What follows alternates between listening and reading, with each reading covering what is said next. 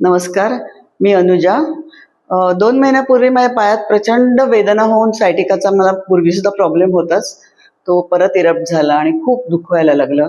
चालताही येत नव्हतं. मी लिटरली अशी अशी लंगडत लंगडत इथे आले स्वातीकडे. मला माहिती होतं की इथे मी हमखास बरी होणार आहे आणि इथे माझी ट्रीटमेंट सुरू झाली. ऍक्च्युली 4-5 दिवसातच मला बरं वाटायला लागलं. माझे पायाचे हे गेले, पण मग बाकी सुद्धा बारीक बारीक बरेच इश्यूज होते, त्याच्यामुळे मी कंटिन्यू केलं. ऍक्च्युली सांगायचं तर मी जवळजवळ मी आज 70 वर्षाची आहे.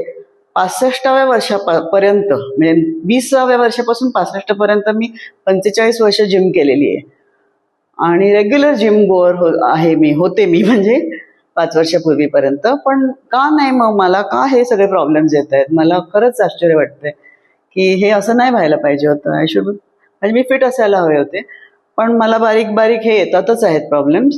आणि देवाने मला योग्य ठिकाणी पाठवलेलं आहे, त्याच्यामुळे मी आज तरी फिट, एकदम मस्त फिट दिसते आणि मला पूर्ण विश्वास आहे की मी पुढेही अशीच राहणार आहे.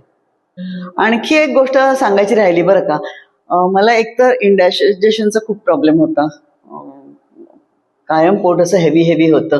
माझं वजन जवळजवळ मी 77 किलोची होते, ती आता मी बऱ्यापैकी 6-1 किलो माझं इथे कमी झालं. ते मला फारच आश्चर्य वाटतं की इतकं कसं कमी झालं, पण माझं झालं एवढं खरं.